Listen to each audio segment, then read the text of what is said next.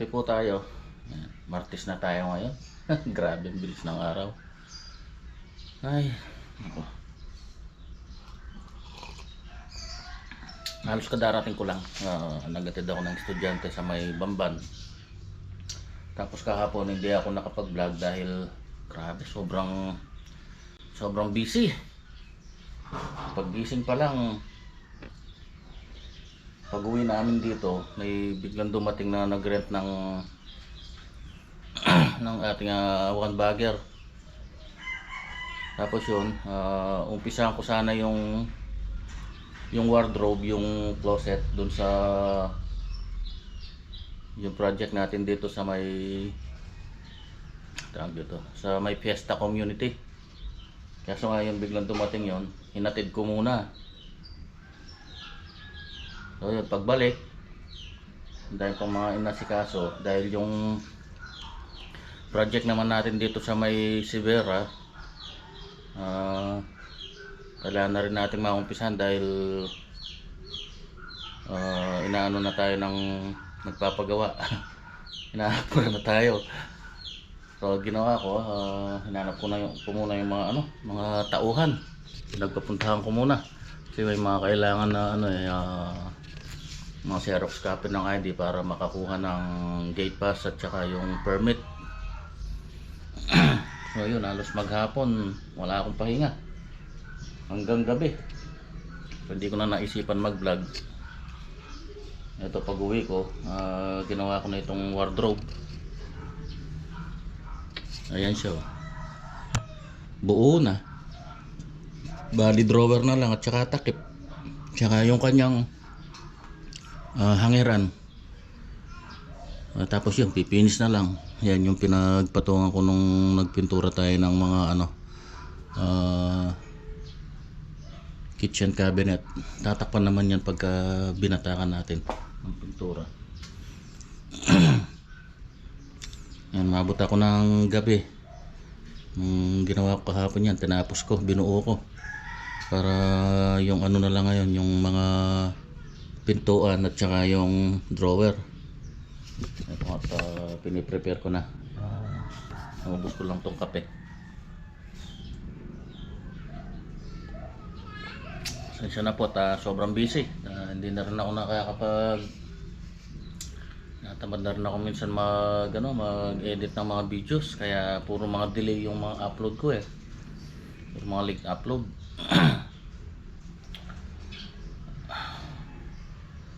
Ganun talaga. I-prepare ko muna itong mga drawer. Unahin ko na itong drawer. So wala pa tayong mga drawer guys, di pa ako nakakabili. Bali itong mga ginamit kong mga materyales, bali sarili kong pera muna to. Hindi pa nakakapagbigay ng down payment yung nagpapagawa kasi busy rin. Nasa Cavite yata. Isang araw nasa China kasi siya Ngayon nasa Cavite yata. Pagbalik na lang daw siya magbigay ng ng down payment. Okay, let's start na. Okay, ito na. I-prepare ko na yung mga drawer box. Para dito lalapat itong pinaka board niya. Yung 1/2 na plywood.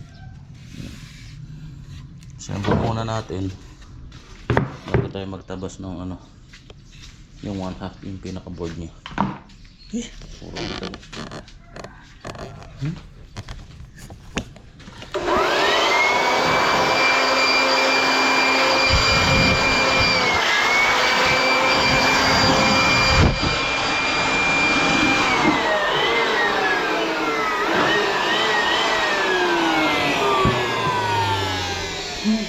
Pusat. Buo na itong box na yan. So, kakat muna tayo ng ng board nya. Ito. Ayun isa. Mamaya bibili pa ako ng mga accessories na pinches at saka drawer guide. Buo ko na.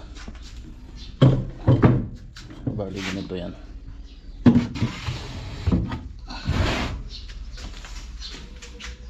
Tapos yung ano muna, yung pinto, tsaka yung ano na lang niya, yung drawer fronts. So naubusan ako ng materyales, bili muna ako pako at tsaka yung mga accessories. Wala na akong pang abono. Importante ito lang muna matapos para ma-deliver natin.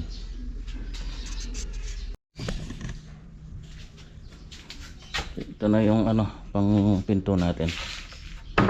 Isa pa niyan para dito. Bali tatlong pinto siya, dalawa dito, tapos isa dito. Kalos tayong buong alanganin ito eh. Sa ano, kaso maiksi. Ito na lang tayo ng ano, panibago.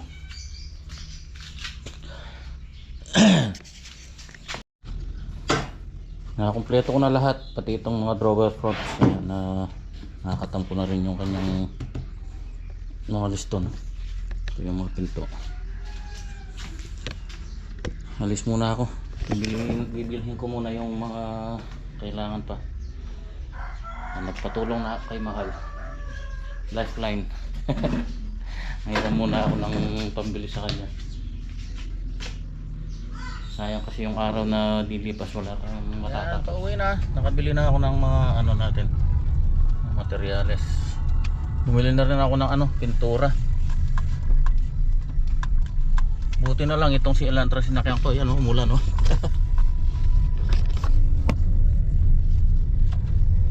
Kanina umalis ako, napakainit. Sabi ko, si Elantra na lang sakyan ko dahil mainit. Umulan naman. Dito wala na, tuyo na dito. Ang bihira. Pulo-pulo.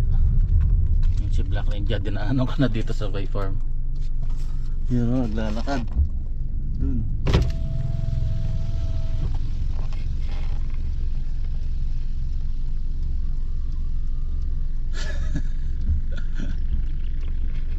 Maambon.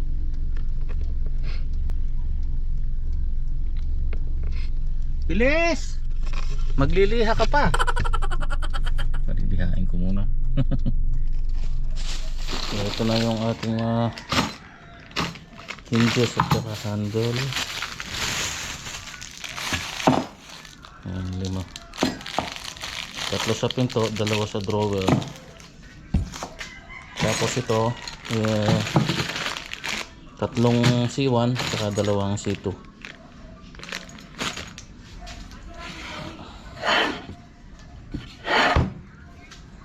Lagay ko muna. Lagay ko muna yung drawer guide. Ayun oh. Namuti na ako. Sadyang napakabilis ng mga pangyayari. Hindi ko na malayan, gabi na pala. Ayan oh, na-primeran ko. Na-primeran na lahat. Yan, mga shelves, pati yung mga pinto, drawer. Ayan. Bukas batakan na naman.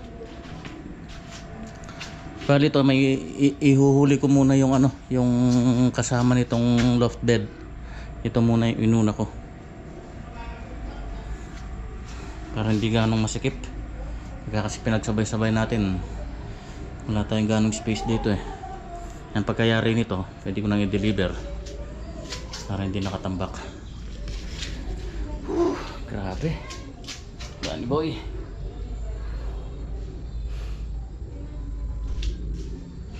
So ang kulay nito light beige na semi-gloss. Ayaw nila ng ano, glossy. Semi-gloss or semi-matte. Ano ba, may semi-matte ba? Semi-gloss lang. Hindi siya matte. Nagpatimpla na ako ng ano kanina, kulay, para hindi na, kasi kung bibili pa ng mga pangkulay, sobra-sobra eh. Kaya nagpatimpla na ako agad ng light beige. Pares lang naman ng ano. Yun yung pang pa-final coat natin. Lacquer white muna, yung pure white. Sa loob, bali pure white lang yan na semi-gloss. Yung labas lang ang ano, beige. Yung mga pinto, ayan. Lahat na naka-expose. Okay, Hanggang sa susunod. Hanggang bukas po. Bye bye. Magandang tanghali bayan. As usual, sobrang busy na naman. Nabatakan na oh. Yung mga na-primer ko kahapon, nabatakan na, tapos yan nalihan na rin, naka-prepare na yan. Pwede nang mag-primer ulit, primer, surfacer, bago natin na lacquer, lacquer white. Ito na yung nabatakan ko na, liha na lang yan, liha kasi mahal lang tagaliha. Konting retouch na lang. Dito ko pinuesto dahil mainit dun. Mga drawer, ayos na rin, naka-prepare na rin. Timpla muna tayo lacquer white.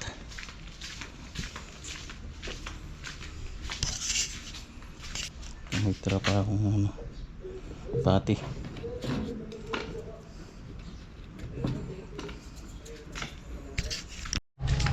Ayan kaibilis ng mga pangyayari. Mag-alas 6 na, tatapos na.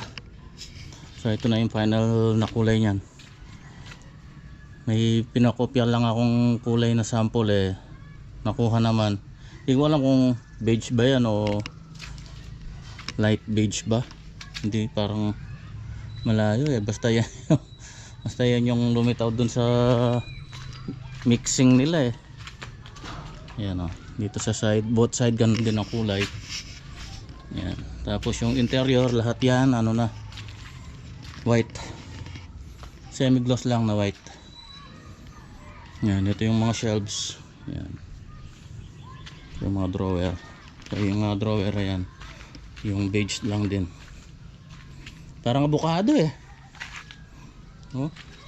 pero maganda yung kulay. Gusto ko yung kulay, ang linis tingnan.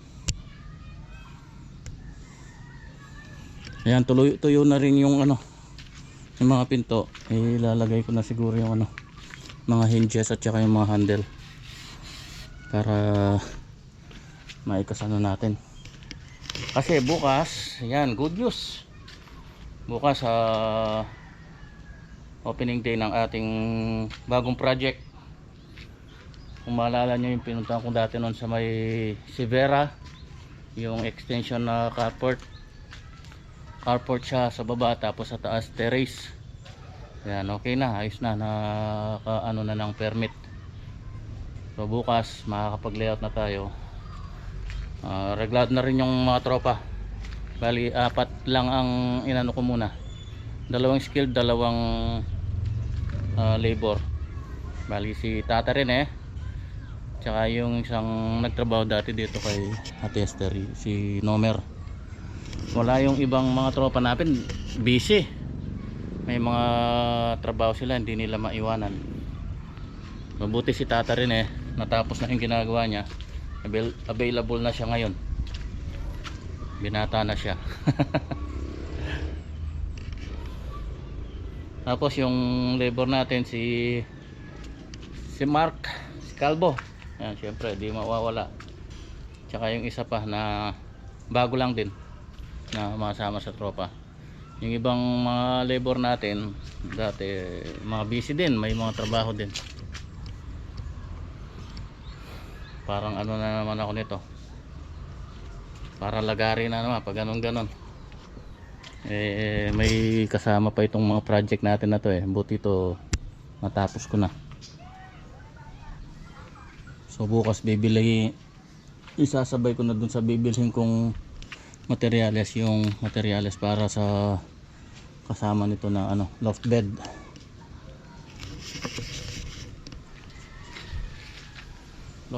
Tapos meron siyang step, yung step niya 3 steps, tapos may drawer din kada steps. Tapos yung pala nito, yung sabitan ng hanger, hindi pa rin pala nabibili, yung flange at saka yung rod. Chrome lang siguro yung bibilin ko, hindi na yung stainless, maliit lang naman yun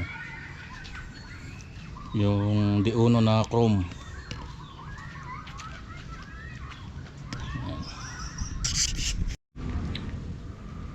Yan, abang-abang lang po sa ating bagong project. Shoutout nga pala kay Ma'am Jeanette Timwat. Siya po yung may-ari nung gagawin natin. Nasa ano po siya? Saudi ba? Saudi? Parang nasa Damam yata siya sa Saudi. Siya po siyang nurse. Ayan, abang-abang lang po. Tapusin ko rin po yung vlog natin sa araw na to. Maraming salamat po sa inyong lahat. Kita-kita po ulit tayo bukas. Bye bye. God bless us all.